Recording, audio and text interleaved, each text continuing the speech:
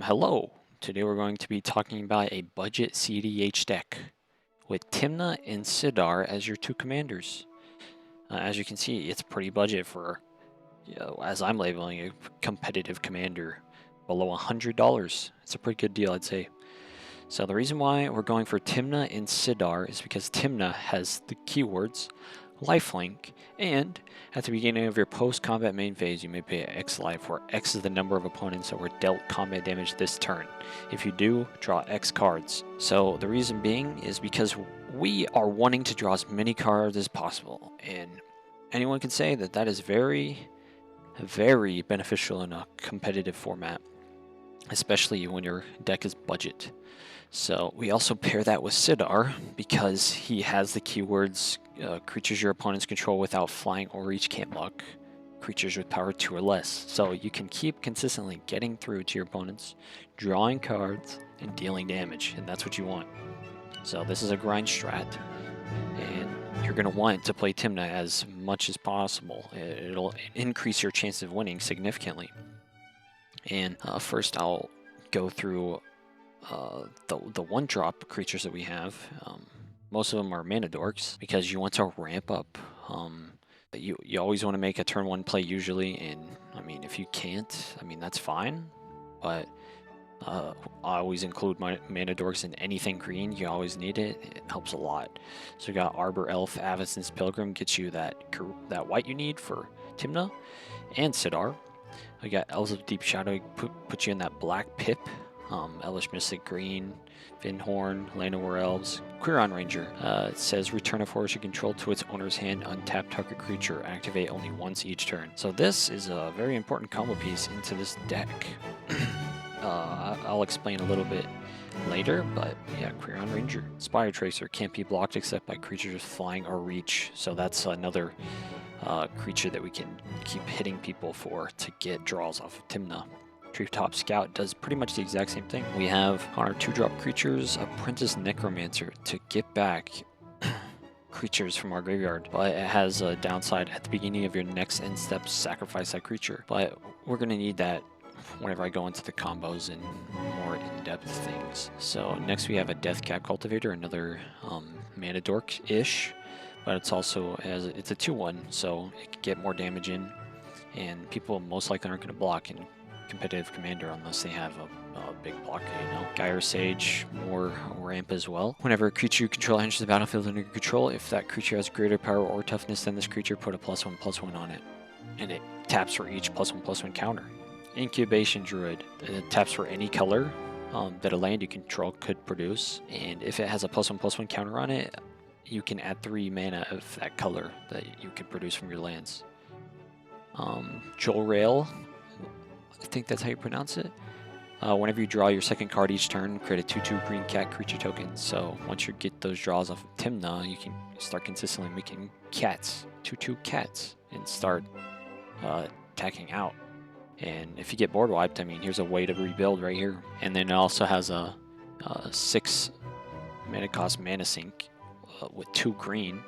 Until end of turn, creatures you control have base power and toughness XX, or X is the number of cards in your hand. So, I mean, you could buff those 2/2s a little bit, but especially with that card draw, it could do some work eventually if you're in need of that.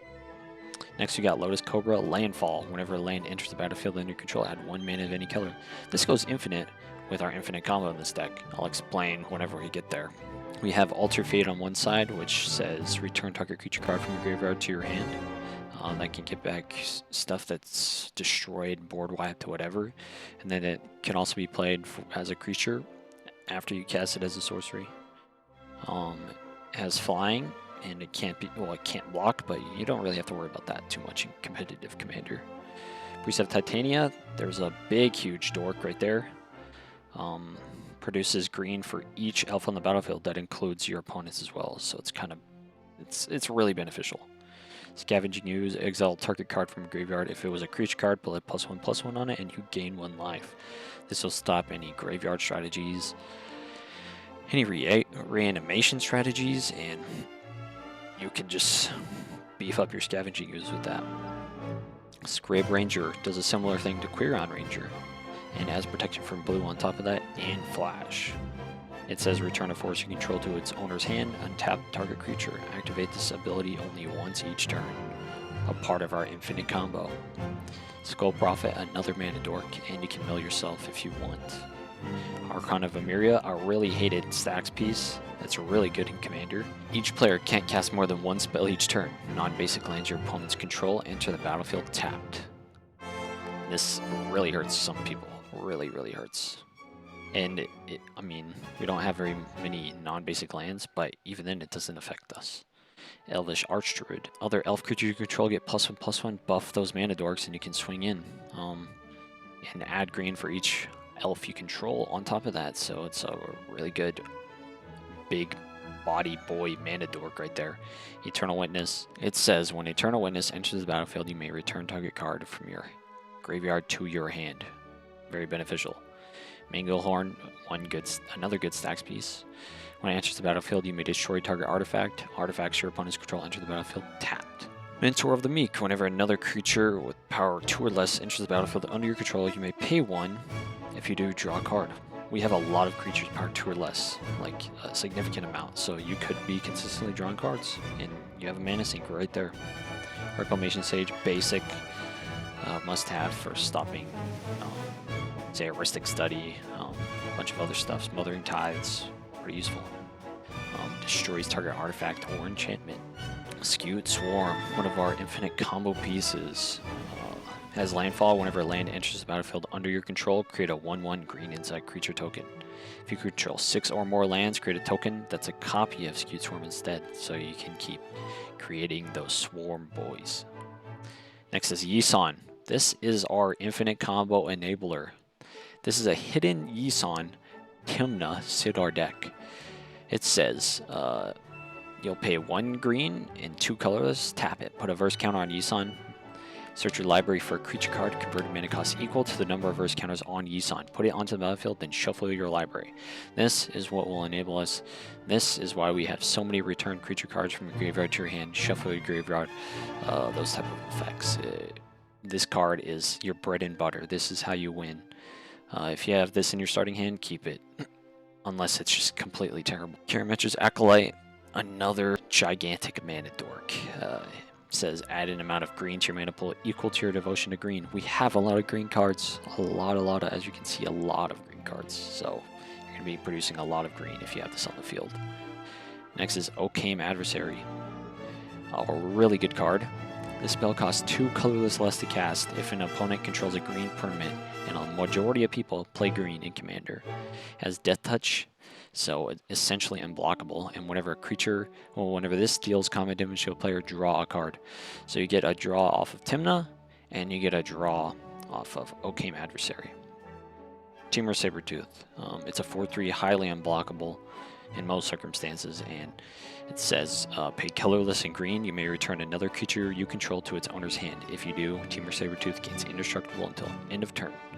This will protect your combos. This will protect you from board wipes, and it enables some of your combos if some pieces are not met. It's kind of an equation putting it together, but yeah, we'll get to it as well. Ashaya, another part of your combo. Ashaya's power and toughness are each equal to the number of lands you control. I mean, a potential huge swinger, and non-token creatures you control are forest lands in addition to their other types. And this is very important to Crown Ranger, and where is she at? In Scrib Ranger, because you can return these to your hand and play them, well, pretty much put it back down with your gigantic enablers and mana dorks, and we'll get into that in just a little bit. Karmic Guide, flying, protection from black.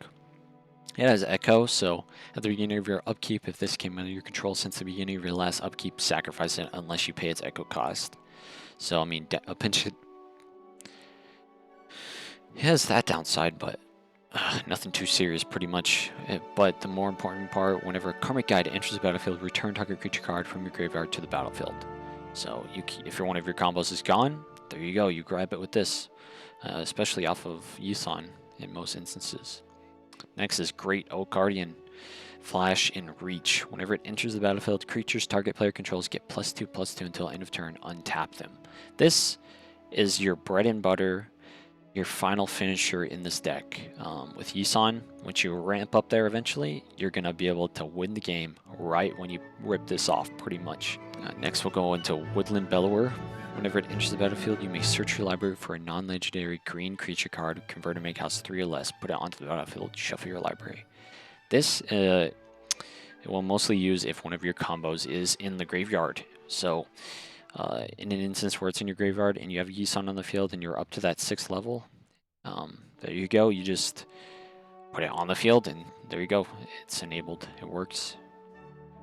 Next, we'll go into our sorceries. We'll start with Dig Up. Search your library for a basic land card, reveal it, put it into your hand, then shuffle.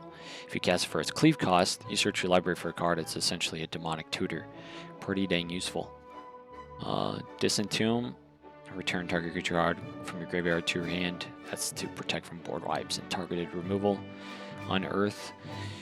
Return target creature card for converted mana cost 3 or less from your graveyard to the battlefield.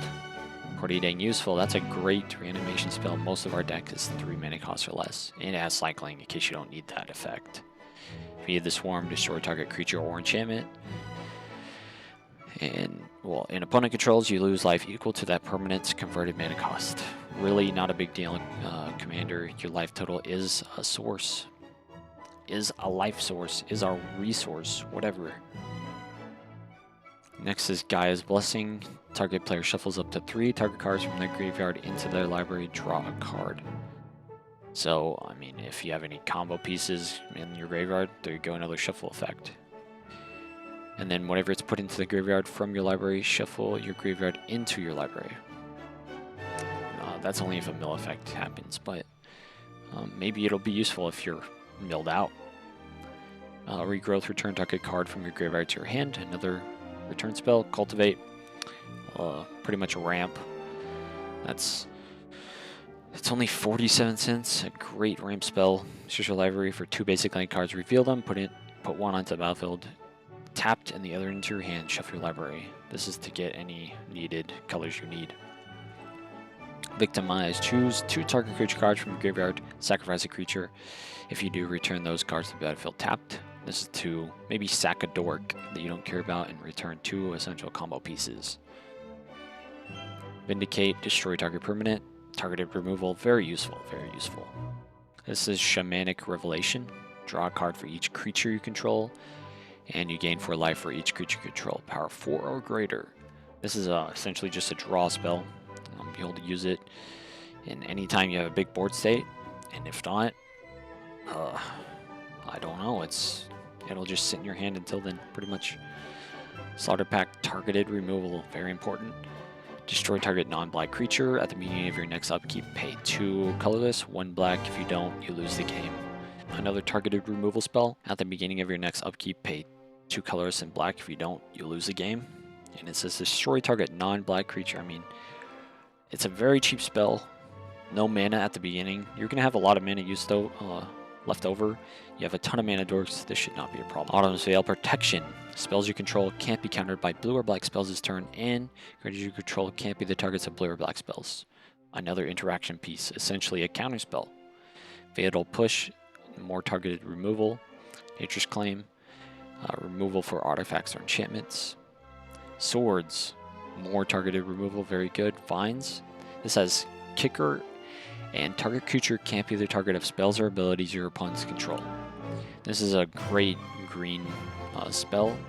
It protects your card, like Yisan from targeted removal, protects Tymna, and if you kick it, that creature gets +4/+4 until end of turn. You can always do that. It's a great combat trick. Ogari Charm. All creatures get -1/-1 until end of turn, or destroy target enchantment, or regenerate each creature you control. Essentially protection against board wipes. Mausoleum Secrets. Search your library for a black card, converted mana cost less than or equal to the number of creature cards in your graveyard. Shuffle it, or reveal it, put it into your hand, then shuffle your library. This is essentially demonic tutor, depending on how many creatures are in your graveyard, but it's always useful. This can be, this can find target removal like Slaughter Pact. It's black. could find Apprentice Necromancer to return a creature card from your graveyard to the battlefield eventually. You can use it to disentomb something, unearth, just find whatever you need, whatever is useful. Next we have is Beast Within, more targeted removal. Make it stand. Protection for board wipes. Creature you control would get +1/+1, gain indestructible until end of turn. Creature Fry, more targeted removal. Ready/willing. Creatures you control are indestructible this turn. Untap each creature you control. That untap effect is very important and protects you from board wipes. And then the other side, creature you control gain Death Touch and Lifelink until end of turn. If you need life, there you go. You can use it. And then here we got some more ramp as well. Put you into those color pips you need. Arcane Signet, Essential, Golgari, Orzhov, and Selesnya. And then we also have Talisman of Resilience and Talisman of Unity. Next we'll go into our enchantments. Wild Growth, Kenra's Transformation. This is pretty much targeted removal, but removes any effects you don't really want on the field. But you also get a draw effect off of that. Rule of Law, each player can't cast more than one spell each turn. This coincides with Archon of Emeria. You don't really have to worry about it affecting you, because if you have Yisan on the field, you just keep grinding. It keeps going up. Next we'll go into our lands. I mean, you can just read over them. Caves of Koilos. Caves of Koilos. Very, very cheap, very good. Puts us into both commander colors for Tymna. Evolving Wild, search for any important basic land you need. And then we got basic tap lands. Not too many, because I really hate tap lands, but you need them to get those color pips. Other than that, we have mostly basic lands, and they're pretty dang useful. Alright, so now we're going to go into the combo. What it mainly consists of is Yisan. So what we're going to do now is talk about the main combo. What you want to grind for, what you want your bread and butter to be, is Yisan. This is the guy you want in your starting hand. This is the essential piece to this entire deck, a hidden Yisan combo deck. So it says, pay color, 2 colorless, 1 green, tap it, put a verse counter on it, search your library for a creature card, convert a mana cost equal to the number of verse counters on Yisan, put it onto the battlefield, shuffle your library. So how we're going to begin is, of course, with 3 lands, or if you have a mana dork, preferably that as well. So with our turn 2 play, we would have played Golgari Signet. Turn 3 up into Yisan, and then now he's out of summoning sickness, and we can use him now. And we have a couple more things we can do. So let's say this is our turn 4 with Yisan, or turn 3. Yeah, let's just say our turn 3 with Yisan. So what we're going to begin with is sinking our mana into Yisan, adding his first counter, and searching our library for a card. So what you're going to get first is Quirion Ranger, which has the same effect as Scrib Ranger, which is 2 mana cost. So on your second verse, you could essentially get this. But we're going to go with Quirion as our first counter. She says, return a forest you control to its owner's hand, untap target creature, activate only once each turn. So we could technically return this forest to our hand and untap Yisan if we had the mana to use his verse counter again, but we don't. So we'll just go on to our next turn. Play our land. And we have our draw, whatever. Next, we're going to sink our mana into Yisan again. Add a counter, goes up to our second verse. So on our second, we're going to want to get Priest of Titania. We could get Incubation Druid, Gyre Sage, any bigger mana dorks, I'd say. So the reason why we want Priest is because it adds green for each elf on the battlefield. That includes your opponents, so you're going to get a lot of value off of this. So at this point, we only have 2 mana, and we can't tap into Yisan. So we're just going to continue on. So we would draw, yada yada, play our land. And And then tap 3 for Yisan once again. And at this point, you could get... Let's go through it. You could get a few options here, but we could get Elvish Archshread to get more ramp pretty much, but we're going to want to get one of our combos. Skewed Swarm. Skewed Swarm says whenever a land enters the battlefield under your control, create a 1/1 green insect creature token. If you control 6 or more lands, create a token that's a copy of Skewed Swarm. So, I mean, we probably should have played, well, tapped into that since we knew this was coming, and played our land after that to get an extra insect after that. But it's just verbatim at this point. So, we kind of almost have our combo going, but at this point, we're going to float a green, return this to our hand off of Quirion Ranger to untap Yisan. And then we're going to tap into Yisan again with our floating green, Command Tower, and Exotic Orchard, or whatever lands you have. Add our 4th counter. So we'll search our library.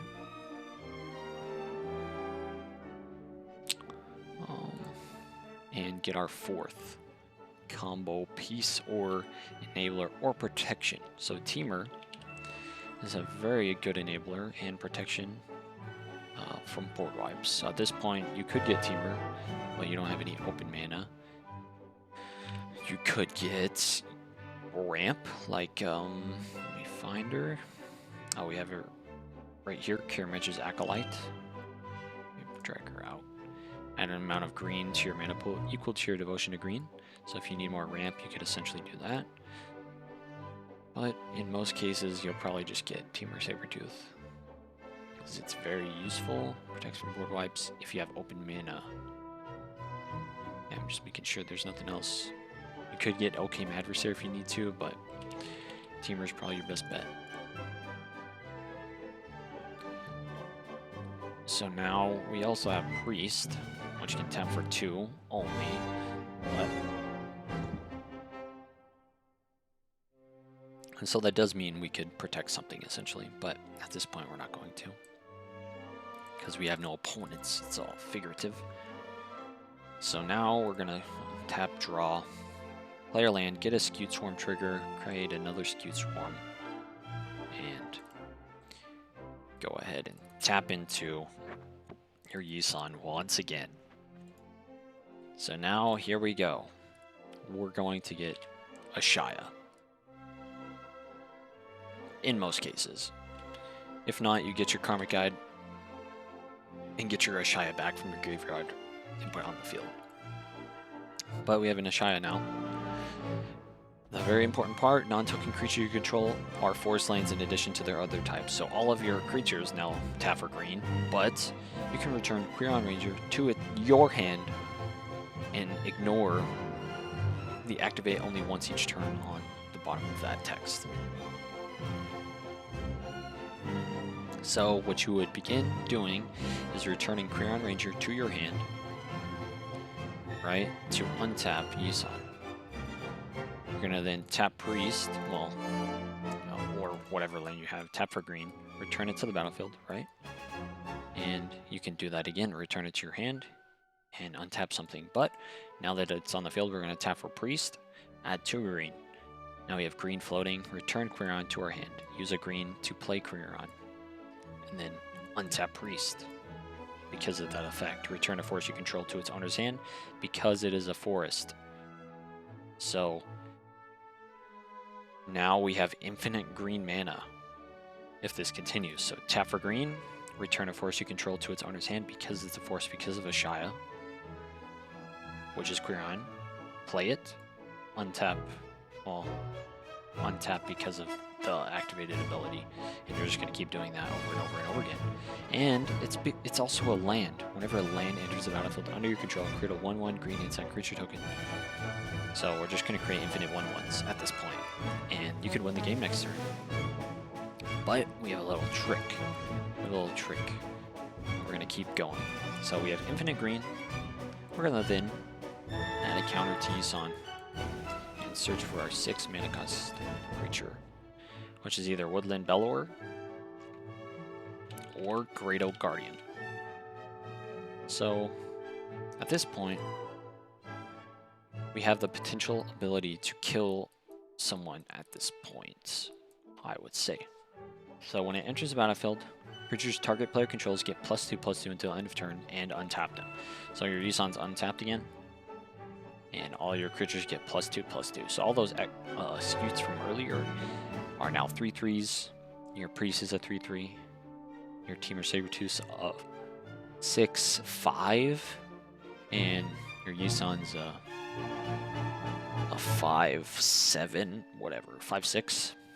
But what we're gonna do is return the Great Oak Guardian to our hand. With our infinite green mana, we're gonna cast it again, return it again. Oh wait, no.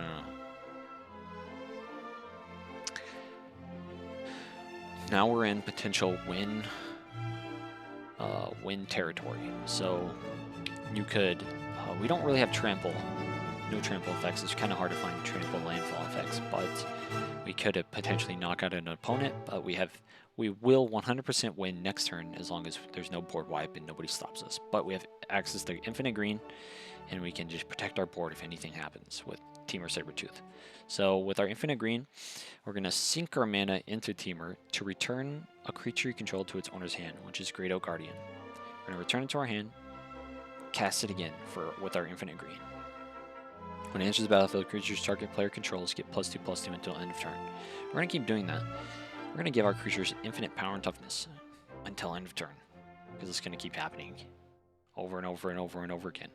So next, we're just going to swing into our opponents and deal as much damage as possible. And if they don't have blockers, they're done for. They're done so. And you win. So yeah, that's pretty much how you set it up. Let me see if there's anything else I could be missing. That's why we have those return effects to protect the Yisan, protect our combo pieces, and so on. You could always search for Archon. It's a great option if you want to slow the game down if people are about to win. You could potentially search for where else? Manglehorn to deal with those petty artifacts. An Urza player maybe.